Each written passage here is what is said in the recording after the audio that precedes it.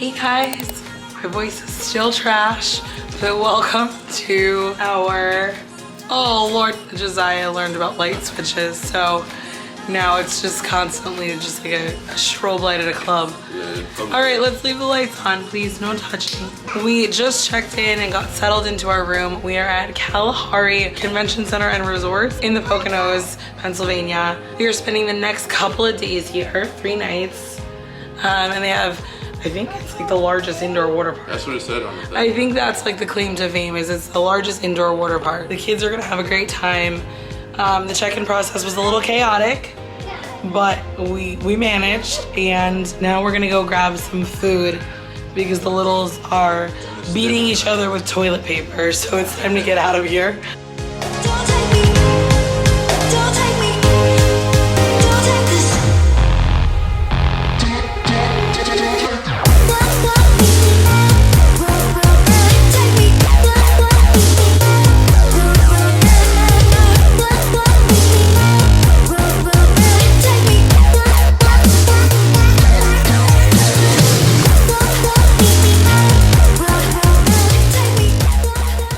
A team effort to strap Ari in the stroller. We are about to head out to the water park. I forgot what it was called for a second. It's kind of late. We got next to no sleep last night because the kids just, they weren't feeling it. They weren't feeling sleep. They were out of their environment.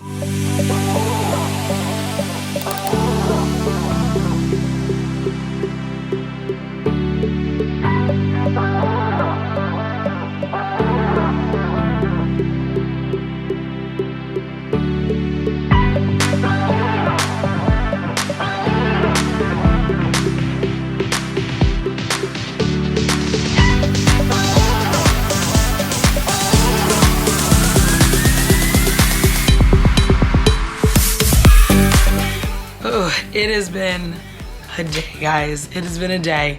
It's been a good day. It's been fun.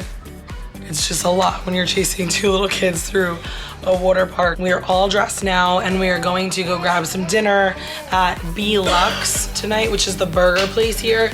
Last night we did the Mexican place, which the name escapes me right now. How would you rate the Mexican place, Mike? It was like a Chili's. It was okay. It wasn't the best. I got barbacoa tacos, and honestly, like, Chipotle's are better.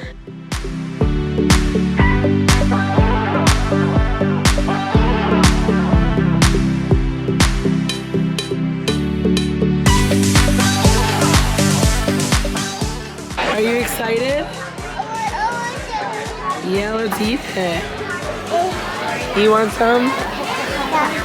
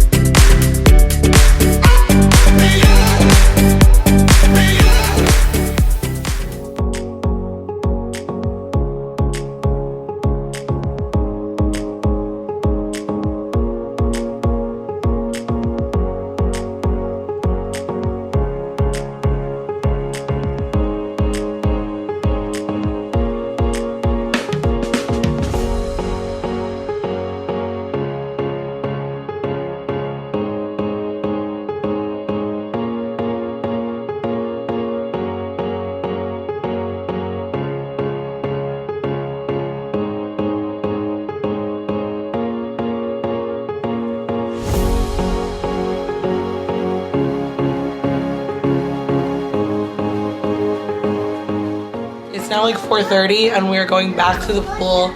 It's round 2. We went this morning for a couple hours and then the kids were tired. We brought them back to the room to have lunch because I brought cold cuts and like a loaf of bread with us so we don't have to eat out every meal. And Josiah fell asleep before I could even make him lunch. And then Ariella picked the sandwich and she fell asleep. We all took a nap and now we're ready and we're gonna hang out by the pool for the rest of the evening and we're gonna have pizza by the pool for dinner and it's just gonna be a chill night to enjoy our last bit of time here.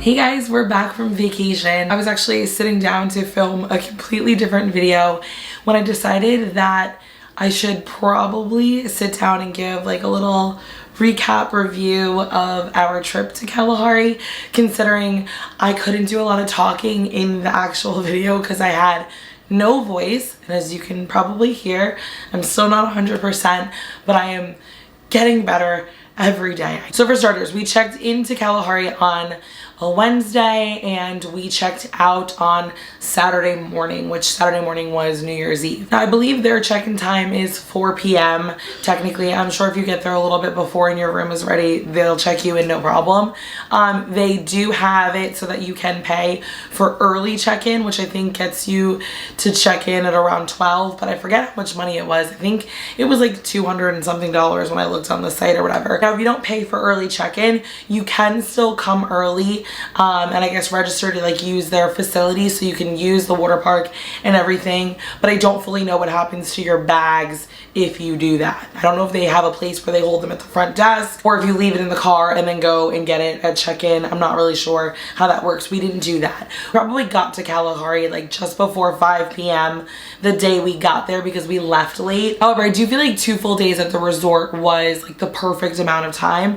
I feel like if we would have only done 1 full day, it wouldn't have felt like enough of a break. But if we did more than 2, we probably would have been just exhausted because our kids are so young that it's not like they're roaming free around the water park and we're kind of just like lounging at a table or enjoying like the adults only bar. We have very little kids that we are constantly following around all of the smaller pools, and that is exhausting in and of itself. But even with older kids that can go off and do their own thing, I think 2 full days at the water park is like the perfect amount of time still. The water park itself was perfect. I was worried that there weren't going to be enough things for kids our age to do. We have a almost 3-year-old and a 16-month-old. I have like 2 pools that I would say are perfect for kids like 5 or 6 and under. One is smaller, and that's where we kind of started the kids out, and then one was bigger. And they had so much fun in both pools. And then they have this thing, like the best way to describe it is it looks like a big playground. And on one half of it, they have smaller water slides, and Josiah even went down a few of those, even though I was nervous that they were probably a little bit too advanced of slides for him, but he liked it. He had fun. And then if you kept climbing upwards on the playground, there were like bigger water slides, and it was perfect for kids that were a little bit older. Like I have a 9-year-old nephew who I'm sure would love kind of like the bigger part of that playground. We have some nice lazy rivers. We did the lazy river once, and we brought the kids in it with us. It was a little bit difficult to maneuver being in the tube and holding the kids, so we only did that once. It wasn't quite as relaxing as I thought it would be because there were a lot of kids in the lazy river not in tubes, like swimming and racing each other throughout the lazy river, so you kind of couldn't just like float freely and relax. You kind of had to watch everything going on around you. So I didn't necessarily love the lazy river as much as I thought I would. I had like 2 pools set up on kind of opposite sides of the water park. There were like basketball hoops in them. Those, from what I remember, were the closest things to being just like regular pools of water. They weren't super deep. I want to say they were like maybe 4 feet deep or something like that. I don't know what this is necessarily called, but they had like a wave simulator, so you could do like buggy boarding, and I think they even let you surf in it. That we just kind of saw from a distance. We didn't participate in that at all. And then there was this really cool like wave pool where it was set up kind of like a beach. It was super shallow, like you can walk in, and I think the deepest it got was like 3 feet deep at the far end of the pool. And every so often, like the whistle would go off and it would turn into like a wave pool. Otherwise, it was just kind of like a calm pool, and then like it would do the waves and the waves would break kind of at like the shoreline. And that was really, really fun. The kids loved it. They wore life jackets the entire time. If your kids are under like 47 inches or something like that, they have to wear life jackets, which you could bring with you and use your own. The resort actually provides them. They're all over the water park. And then of course they have like massive water slides for like older kids and adults. We didn't do any of those. I know that Michael wanted to, so I feel bad that he didn't even get one in. All in all, it was the perfect amount of stuff for kids our age to do, and then even older. So I think if you went with your family, you would have a lot of fun. Your kids would have a lot of fun regardless of their age. As far as food goes, there are like 2 kind of casual restaurants in the lobby that you don't need to make reservations at. One is like a burger place, one is a Mexican place. We ate at both of those. Mexican place, subpar. The burger place was decent. And they have 2 nicer restaurants. One is an Italian restaurant and one is a steakhouse that you have to make reservations at. We couldn't get a reservation at the Italian restaurant. I didn't really feel like trying to bring the kids to a steakhouse. I was like, that's just going to be expensive and not enjoyable, so we didn't bother. The pool has 2 kind of restaurants. One is called like the Mirage Cafe, and the other one is called the Zulu Cafe, I think. But they both have the same menu, so it really doesn't matter which one you go to. Last day we did dinner as pizza and wings by the pool, and that was actually fun. So we got kind of like a full day at the water park, and we were there pretty much almost until closing at 9. Now, as you can imagine, food at places like this is really expensive, so be prepared to spend some coins. I would suggest bringing stuff with you. They'll have a mini fridge in your room. We brought a case of water. I had to bring milk because the kids need milk for like bedtime and mornings and stuff. I also brought muffins and yogurt with us, and then like snack foods like animal crackers and like chips and stuff like that. And I also brought a loaf of bread and like turkey and cheese, like cold cuts. So one morning we did breakfast in the room, and then we ate lunch and dinner at the resort, and then the next day we did breakfast at the buffet. I did forget to mention they have a buffet that does breakfast and lunch in the lobby as well. So we did breakfast there one day, and then we did lunch back in the room, sandwiches, and then we did dinner by the pool. Bringing some foods and some snack foods and then having water in the room helped us like cut down on those extra expenses of like needing to buy bottles of water at the lobby pantry, you know, needing to eat every meal at the hotel. So I suggest doing that. Pros of this family resort, obviously like the proximity to like where we live. We're like 2 hours away. If you're in the tri-state area, if you're in Pennsylvania, it's a nice little escape that's closer to home.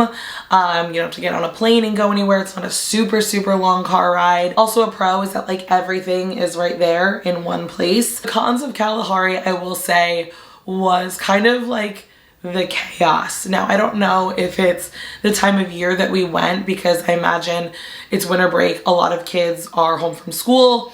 a lot of parents take off of work to be with their kids.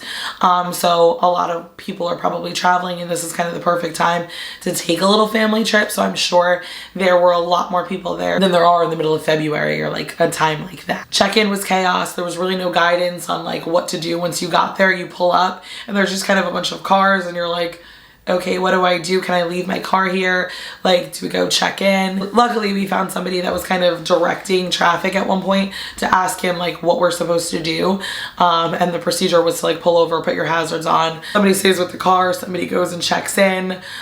You come out with a trolley, you get all your baggage and stuff. You go up to your room and then somebody has to come back down to move the car to the parking lot. So that was kind of a lot. They do have valet, but I think it is an extra fee to pay for that. But even coming at 5 when check-in was at 4, like it was just chaos. So I can't even imagine what it's like between like the hours of like 3 and 4 when most people are probably coming to check in.